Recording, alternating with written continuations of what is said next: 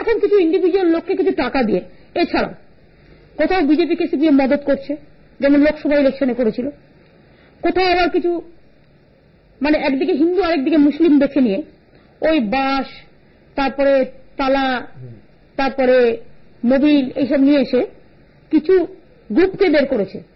এরা হচ্ছে বসন্তের কোকিল, রৌদ্রে পাবেন না, ঝড়ে পাবেন না, জলে পাবেন না, মানুষের সুখে পাবেন না, ইলেকশন আসলেই ব্যাগ নিয়ে বেরিয়ে পড়ে। আর বেরিয়ে পড়েই আমরা নির্দল, আর সিপিএম ভাবে ওদের কিছু টাকা দিয়ে দিই, দেয়ালটাও লিখে দিই এবং প্রপোজারও আমরা দিয়ে দিই, তাহলে কি হবে, ওরা যে কটা ভোট পাবে যদি তৃণমূলের ভোট কাটে তাহলে আমি লাভবান হবো। বিজেপিকে বলছে তুমি হিন্দু এলাকায় গিয়ে করো, আর ওদের গিয়ে বলছে তুমি মুসলিম এলাকায় গিয়ে করো। এটাই করেছিল। দেখে রাখুন যারা এগুলো করছে, যাদবপুরে কবির সুমনের বিরুদ্ধে লড়াই করেছিল এরা, হাজি নুরুলের বিরুদ্ধে লড়াই করেছিল এরা, নন্দীগ্রাম উপনির্বাচন সুলতানের বিরুদ্ধে লড়াই করেছিল এরা, ভাঙড়ে লড়াই করেছিল এরা, নন্দীগ্রামে উপনির্বাচনে লড়াই করেছিল এরা। আর এরা হচ্ছে টাকা পয়সা পায়, এটা ওদের একটা ব্যবসায়িক বলতে পারেন ব্যাপার। আমি তো শুনেছি বিজেপি সিপিএম এর সাথে গোপন বোঝাপড়া হয়েছে, তাতে বলা হয়েছে ওদের 18টা সিট দেখে দেওয়া হয়েছে, তৃণমূল কংগ্রেসের সিটগুলো উত্তর 24 পরগনা আর দক্ষিণ 24 পরগনা জুড়ে বেশিরভাগ, এবং কুচবিহার এসব দিকে গিয়ে বলো যে আমরা হিন্দুদের প্রবর্তক, বলে হিন্দু ভোটটা কাটো। এবং সিপিএম এর জন্য বিজেপির সাথে সিপিএম এর একটা বোঝাপড়া হয়েছে। ওখানে গিয়ে বলবে আমরা উদ্বাস্তু, আমরা হিন্দু, ওই মুসলমানরা খারাপ, বলে হিন্দু ভোট কাটবার চেষ্টা করবে। এটা বিজেপি আর সিপিএম মিলে একটা প্ল্যান করেছে, উত্তর 24 পরগনার বর্ডারের সিটগুলোতে এগুলো প্ল্যান করেছে। সুতরাং আমি বর্ডার এরিয়ায় যারা আছেন সবাইকে আবেদন করব, একটাই শুনবেন না, এটা পুরো সিপিএম এর প্ল্যান।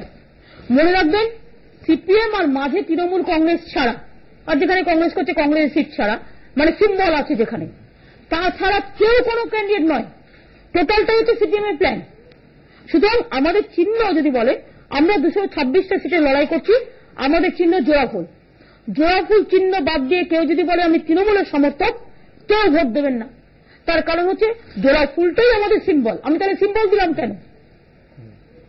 একটা রাজনৈতিক দলের পরিচয় তার দলীয় প্রতীক। আমার সিম্বল জোড়া ফুল। তৃণমূল কংগ্রেসের কাউকে আইডেন্টিফাই করতে গেলে জোড়া ফুলের প্রতীকে ভোট দিতে হবে, সেখানে জোড়া ফুল থাকবে। যেখানে জোড়া ফুল থাকবে না, কেউ যদি বলে জোড়া লাঠি নিয়ে দাঁড়ালাম, তখন ভোট দেবো নাকি? এগুলো সিপিএম এর পাতি খেলা। সুতরাং এইরকমই মনে রাখবেন, কংগ্রেসের ওপরে যেখানে কংগ্রেস লড়বে হাত চিহ্ন নিয়ে দাঁড়াবে। যদি ওদের কেউ দাঁড়ায় ইন্ডিপেন্ডেন্ট দাঁড়িয়ে যদি বলে আমি একটা তালা নিয়ে দাঁড়ালাম, কেন লোকে ভোট দেবে? দেবে না। কারণ আন্ডারস্ট্যান্ডিং হয়েছে দুটো পার্টিতে পার্টিতে, তার প্রতীক চিহ্ন তার প্রতীক চিহ্ন, আমার প্রতীক চিহ্ন আমার প্রতীক চিহ্ন, তাই তো। আর এনসিপি একটা দাঁড়িয়েছে কুচবিহারে, আর এসইউসির আমরা দুটো সিট জয়নগর কুলতলিতে, এটা আমরা করছি, দেবে কেন অন্যদের? প্রশ্নই আসে না। সুতরাং নির্দল হচ্ছে কথাটা খুব সাংঘাতিক। কোন দল নাই, নিজেই সব, কিন্তু পেছনে একটা স্ট্যাম্প। এরা হচ্ছে গুডি গুডি, ওই যে আমি বলেছিলাম না একটা ডিবেটে, এরা হচ্ছে ছায়া প্রার্থী। কার ছায়া? সিপিএম এর ছায়া। সিপিএম এর ছায়ায় উনি ছায়া প্রার্থী। সিপিএম টাকা দেবে, ওই টাকা নিয়ে তিনি বেঁচে থাকবেন। বলুন তো এই টাকার কোনো মূল্য আছে? এগুলো তো পাপের টাকা। এগুলো যে খাবে সেও যাবে, এবং যদি কেউ খেয়ে মনে করে এতদিনের মানুষের চোখের রক্ত, চোখের জল, জীবনের রক্ত, সেটাকে সিপিএমকে জেতাবার জন্য আসরে নামবেন, মানুষকে আবেদন করব এদের একটি ভোটও দেবেন না যাদের জীবনে আর কোনো দিন এরা মাথা তুলে দাঁড়াতে না পারে, তার ব্যবস্থা করে দেবেন। অর্থাৎ সরাসরি পোলারাইজ ভোট, একদম সরাসরি, আর কিচ্ছু হবে না। সরাসরি বানাস, সরাসরি একদম, যেমন সরাসরি মুখোমুখি হচ্ছে, নাথিং, নো মিডল ম্যান। কাটুন সব মিডল ম্যানদের। এই মিডল ম্যানটাই হচ্ছে সবচেয়ে ডেঞ্জারাস। সব জায়গায় শুধু তাবেদারি করে, দালালি করে, আর সৌন্দর্যটাকে নষ্ট করে দেয়, সৌজন্যবোধটাকে নষ্ট করে দেয়, দালালি করে এদের জীবন দেয়। ইস্টবেঙ্গল মোহনবাগানের মধ্যে খেলা হলে কেউ ইস্টবেঙ্গলের সাপোর্টার, কেউ মোহনবাগানের সাপোর্টার। মোহামেডান মোহনবাগানে খেলা হলে মোহামেডানের কেউ সাপোর্টার, মোহনবাগানে। তো কেন অন্যকে দেবে কেন? জার্সি তো দুটো আছে। মানে বামফ্রন্টকে যদি এখনো কেউ রাখতে চান তাহলে সিপিএম বা বামফ্রন্টকে ভোট, আর যদি কেউ পরিবর্তন করতে চান, মানুষের সিদ্ধান্ত। মানুষ যদি মনে করেন বামফ্রন্টকে ভোট দেবো, তার জন্য বামফ্রন্ট আছে, না দিলে পরিবর্তনের পক্ষে, তো ভোটটা নষ্ট করবে কেন?